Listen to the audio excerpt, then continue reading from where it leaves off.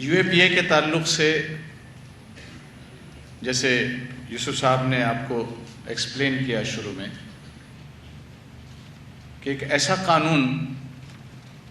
جس کے اوپر پارلیمنٹ بار بار بحث کرتی رہی اور الٹیمیٹلی وہ پاس نہیں ہو پایا تھا، لیکن ایک بالکل انکانکوس سا ایک ایکٹ یو اے پی اے 1967 پاس ہو کر پڑا رہا، اس پر کوئی ایکشن نہیں ہو رہا تھا۔ اور اس کے بعد ٹاڈا اور پوٹا کے مظالم جو ہے وہ ہم سب نے دیکھے اور دیکھا کہ کس طرح سے اسٹیٹ آفٹر اسٹیٹ جو معصوم لوگ تھے، مظلوم لوگ تھے، آدیواسیز تھے، مائنورٹیز کے لوگ باگ تھے، ان کو کس طرح سے ظلم و رسمیت کا شکار ہونا پڑا اور اس کے خلاف ایک مہم چلائی گئی اور الٹیمیٹلی اس دباؤ میں اور اس کی وجہ سے حکومت پھر دوبارہ کانگریس کی آئی اور انہوں نے اس کو ریپیل کیا، لیکن وہ ریپیل اصل میں پوری ہندوستانی ڈیموکریسی کے ساتھ میں ایک مذاق کیا گیا تھا۔ اس کی وجہ یہ ہے کہ اس ہاتھ سے انہوں نے کچھ دیا، عام جنتا کو بیوقوف بنایا، اور اس ہاتھ سے اس سے زیادہ خطرناک لا جو ہے، جو بالکل پڑا ہوا تھا یو اے پی اے، بالکل ایک لاش کی طرح انیکٹمنٹ تھا، وہ پڑا ہوا تھا، اس کے اندر وہ تمام پروویژنز جو کہ ٹاڈا اور پوٹا میں تھیں اس سے کہیں زیادہ خطرناک بنا کر ان کو پھر دوبارہ اسی میں ایڈ کر دیا گیا۔ اور حیرت انگیز بات یہ ہے، یعنی کہ ایک عام جنتا کے ساتھ میں دھوکے کی اس سے زیادہ بڑی مثال نہیں ہو سکتی کہ جس کی وجہ سے وہ الیکشن جیت کر آئے تھے، اس قانون کو ختم کیا اور اس کو as it is comma full stop change کیے بغیر یو اے پی اے کے اندر پھر دوبارہ لا دیا گیا، اور اس کے بعد ظلم کی ایک ختم نہ ہونے والی کہانی ہے جس کے اوپر جتنا سوچ وچار کیا جائے اتنا ہی کم ہے۔ ہم لوگ 2014 میں اس کو پورے ملک میں لے کر چلے، جگہ جگہ اس کے اجلاس کیے، جتنے بھی امپورٹنٹ لوگ تھے ان سب سے ملے، چیف منسٹر سے ملے، گورنر سے ملے، اور وہاں کے جو امپورٹنٹ لوگ تھے ان لوگوں سے ملے، اور ہم نے اس کے تعلق سے بتلایا کہ کتنا خطرناک ہے۔ اور primarily this law is against the human race, انسانیت کے خلاف۔ وہ انسان جس کو اللہ تعالیٰ نے اشرف المخلوقات بنایا، تمام جتنی بھی اس کی کریشنز ہیں ان سب سے بہتر بنایا، اس کی پامالی اس طرح سے ہو رہی ہے کہ نوجوان بچے 17-18 سال کی عمر کے اندر گرفتار ہوتے ہیں اور پوری عمر ان کی ختم ہو جاتی ہے، اور 14 سال بعد کورٹ الٹیمیٹلی یہ ڈیسائیڈ کرتی ہے کہ ان کے اوپر کوئی جرم ثابت نہیں ہوتا، یہ معصوم ہیں، اور اس بیچ میں وہ پورا خاندان ان کا ختم ہو جاتا ہے، اور وہ باہر نکل کر آتے ہیں تو ان کو ریہیبلیٹیٹ نہیں کیا جاتا، اور جو تکالیف انہوں نے برداشت کی تھیں اس کا کوئی کمپنسیشن دینے کے لیے تیار نہیں ہے، اور ان لوگوں کے خلاف جن لوگوں نے لا کے ساتھ میں مذاق کیا تھا ان کے خلاف کسی قسم کا کوئی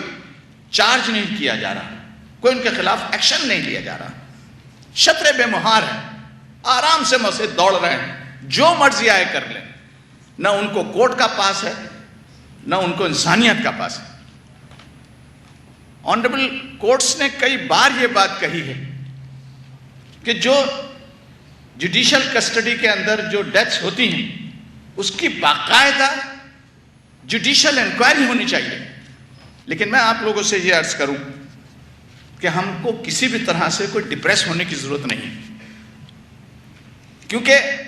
اگر انسان نہیں بچے گا، اگر ایک عام بھارتی اور ہندوستان نہیں بچے گا تو ملک کیسے بچے گا؟ ملک نہیں بچ پائے گا۔ اور پھر آہستہ آہستہ جسٹس صاحب نے جب یہاں ان جیسی شخصیات موجود ہوں تو ہم کو لگتا ہے کہ ابھی کچھ جان باقی، لیکن ہم دیکھتے ہیں، آئے دن دیکھتے ہیں کہ اب آہستہ آہستہ ہماری جوڈیشری کا بھی جو ٹرینڈ ہے وہ بالکل دوسرا ہوتا جا رہا ہے، اور ایسا لگتا ہے کہ ججمنٹ کرنے سے پہلے ابھی جیسے آسٹریلیا کی ٹیم آئی تھی وہ بار بار پویلین کی طرف اپنے لوگوں کی طرف دیکھتی تھی کہ ہاں بھائی آؤٹ پھر دوبارہ لینا ہے یا نہیں لینا ہے، بالکل اسی طرح سے یہ لوگ بھی اب باقاعدہ جو حکومت ہے ان کی طرف دیکھتے ہیں کہ کس طرح کا آرڈر ہونا چاہیے یا نہیں ہونا چاہیے. میں کسی قسم کی کوئی کنٹمپچوس بات نہیں کر رہا ہوں، but this is the fact of life which is happening. ہم دیکھتے ہیں کہ ایک جوڈیشل کسٹڈی کے اندر ایک آدمی کو لے کر جایا جا رہا ہو اور پولیس کے لوگ باگ اس کو چلتی ہوئی گاڑی میں مار دیتے ہیں. اور معاف کیجیے گا، اس میں کوئی حکومت جو ہے اس میں بری ذمہ نہیں ہے. اس میں وہ لوگ جو سیکولرزم کی دہائی دیتے ہیں وہ بھی انوالوڈ ہیں، اور جو لوگ غریبوں کی، مسلمانوں کی، دلتوں کی دہائی دے کر ووٹ لیتے ہیں وہ بھی ذمہ دار ہیں. اور وہ خود اس کے اندر ملوث ہونے کے بعد پھر مار دیتے ہیں اور اس کے بعد کسی قسم کا کوئی نتیجہ نہیں آتا. آپ کو حیرت ہوگی کہ کانپور کے ایک بہت ہی ذی حیثیت شخصیت اور ان کے خلاف کیس ہوتا ہے، اور وہ اتفاق کی بات یہ ہے کہ اس کیس کی جو ایف آئی آر ہے، اس ایف آئی آر کی کاپی کسی طرح سے وہ ریکارڈز میں چل کر آتی ہے اور پتہ چل جاتا ہے کہ وہ ایف آئی آر کی کاپی جو تھی وہ بالکل فکٹیشس تھی. اور ایف آئی آر کا مطلب کیا ہوتا ہے؟ ایف آئی آر کا مطلب یہ ہوتا ہے کہ کوئی پری ڈیسائیڈڈ، کوئی پری ریٹن اسٹیٹمنٹ نہیں ہوتا، بلکہ فرسٹ انفارمیشن رپورٹ ہوتی ہے. وہ جیسا کہے ویسے لکھو. لیکن وہ باقاعدہ ایک ٹائپڈ اسٹیٹمنٹ تھا جو پولیس نے بنایا تھا، اور اس کی بنیاد کے اوپر اس کو سے دستخط کرائے گئے اور ایف آئی آر ہوئی، اور وہ 1.5 سال تک جیل کے اندر رہے. اس کے بعد وہ کیس ہوتے ہوتے آہستہ آہستہ سپریم کورٹ میں پہنچا، اور سپریم کورٹ نے اس کو کہا کہ نہیں، یہ بالکل غلط ہے اور یہ ایف آئی آر اس طرح سے نہیں ہو سکتی. کیس جو ہے وہیں ختم ہو جانا چاہیے تھا. کیس وہ ختم ہو گیا وہاں پر، ان سے ان کو ریلیز کیا گیا ہے ان صاحب کو، لیکن یہ ایک ٹیمپرری ریلیز تھا. اور پھر دوبارہ ان صاحب کو اسی ایف آئی آر کی بنیاد کے اوپر پھر دوبارہ گرفتار کیا گیا اور 14 سال بعد ان کو رہا کیا گیا. Can you believe it? اس طرح کا ظلم، اس طرح کی سفاکیت کہیں آپ نے سنی ہے؟ اب کس کے پاس آپ جائیں گے؟ کس کے پاس مداوع کے لیے جائیں گے کہ جب حالت اس طرح کی ہو کہ جو آنریبل سپریم کورٹ ایک آرڈر کر رہے ہیں کہ یہ ایف آئی آر غلط ہے اور اس کو ریلیز کر دیا جاتا ہے، اس کے بعد پھر دوبارہ اس کو گرفتار کیا جاتا ہے اور بدقسمتی سے اسی ایف آئی آر کی وجہ سے گرفتار کیا جاتا ہے اور اس کے بعد اس کو 14 سال بعد رہا کیا جاتا ہے. اب ایسے لوگوں کی اگر آپ دردناک کہانیاں سنو تو آپ کے رونگٹے کھڑے ہو جائیں گے، آپ رات کو سو نہیں پائیں گے. پورے خاندان ختم ہو جاتے ہیں، والدین ختم ہو جاتے ہیں. جو لوگ اس کے اندر گرفتار ہونے کے بعد پھر اگر رہا بھی ہو جاتے ہیں تو سوسائٹی میں ان کو ایکسیپٹیبلٹی نہیں ہوتی. 1-2 خاندانوں کی جو ہم لوگوں نے جب بات کری تو وہ بیچارے اپنے بچوں کو کسی ریگولر اسکول میں پڑھانے کے قابل نہیں رہے. ایسا نہیں کہ وہ financially they were not well off, they were very well off even after getting the release. لیکن وہ پورے کے پورے بچے جو ہیں ان کے وہ ٹارگٹ ہوتے تھے، ان کو یہ سمجھا جاتا تھا کہ یہ ٹیررسٹ کے بچے ہیں. دیکھیں، ہم میں سے کوئی بھی آدمی، میں بہت اعتماد کے ساتھ میں بات کہتا ہوں کہ ہم میں سے کوئی بھی آدمی اپنے ملک میں کسی بھی قسم کی ٹیررسٹ ایکٹیویٹی کو کبھی سپورٹ نہیں کر سکتا. ہم اپنی جان دے دیں گے لیکن ملک کے اندر ٹیررزم کو نہیں پنپنے دیں گے. لیکن اس کا مطلب یہ تھوڑا ہی ہے، اس کا مطلب یہ تھوڑا ہی ہے کہ تم ٹیررزم کے نام پر کسی بھی معصوم آدمی کو پکڑ دو، اس کا خاندان برباد کر دو، اس کے ماں باپ پر ختم ہو جائیں، اس کے بچے بالکل برباد ہو جائیں، وہ اسکول جانے کے قابل نہ رہیں، سوسائٹی میں کھڑے ہونے کے لیے قابل نہ رہیں. آپ بتائیے اس آدمی، اس بچے کا کیا قصور تھا کہ 18 سال کی عمر کے اندر گرفتار ہونے کے بعد 34 سال کے اندر وہ رہا ہو رہا ہے، اس کے 16 سال کون دے گا؟ سوسائٹی اس کو کیسے ایکسپٹ کرے گی؟ اس کا مذہب کچھ بھی ہو، کیا وہ انسان نہیں ہے؟ کیا وہ ہندوستانی نہیں ہے؟ کیا وہ بھارتی نہیں ہے؟ کیا ہم نے اس لیے آزادی حاصل کری تھی؟ کیا ہم لوگوں نے اتنی قربانیاں اس لیے دی تھی کہ اس طرح کا ملک بنے ہمارا؟ یہ تو ہماری رائے وہ نہیں تھی، یہ تو ہمارا خواب نہیں تھا. تو ہم اس منچ سے پھر دوبارہ ایک بات یہ کہنا چاہتے ہیں کہ ہم ملک میں کسی بھی قسم کی استھرتا، کسی بھی قسم کی وائلنس ہو، کسی بھی قسم کی ٹیررسٹ ایکٹیویٹی ہو، کوئی ہمارے ملک کی طرف آنکھ اٹھا کر دیکھے گا، ہم اس کی آنکھ پھوڑ دیں گے.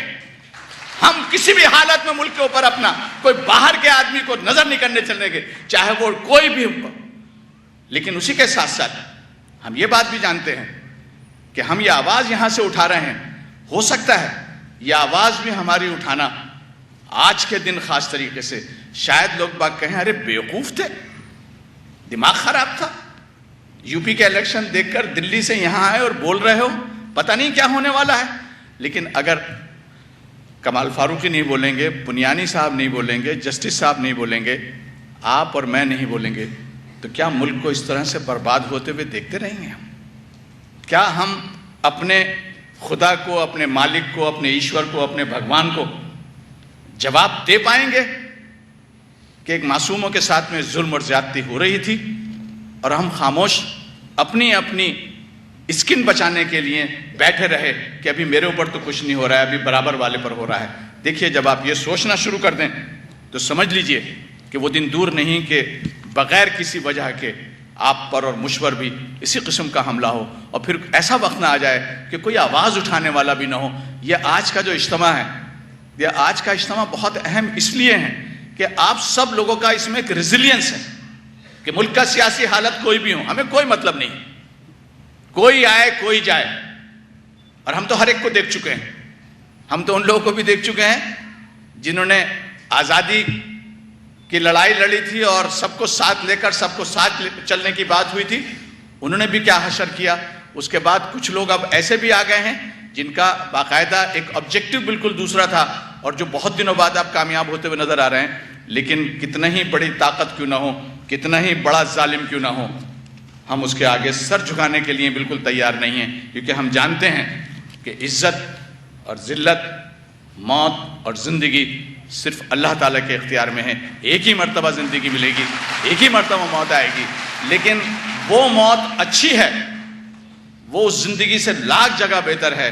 کہ ہم اپنے رب کا نام لیتے ہوئے انصاف کے لیے، مظلوموں کے لیے کھڑے ہوئے. تو آؤ بھائیوں اور بہنوں، ہم اس بات کا آج پھر ایک مرتبہ اعادہ کریں، پھر ایک مرتبہ ہم اپنے آپ کو ریئشور کریں کہ ہم اپنے مادر وطن سے بے پناہ محبت کرتے ہیں، اور یہ محبت مسلمانوں کے لیے اس کے مذہب کا پارٹ ہے،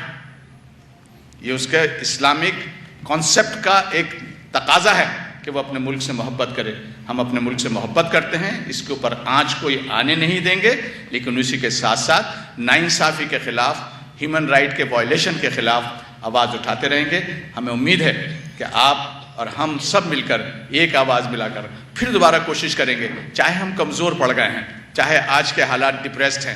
لیکن اللہ تعالیٰ کی مدد سے ہم کو بالکل نا امید نہیں ہونا چاہیے. اور ہمارے پاس تو ایک باقاعدہ ہسٹوریکل بیک گراؤنڈ موجود ہے. ہم چاہے کم ہی ہوں، لیکن اس کے باوجود اگر ہم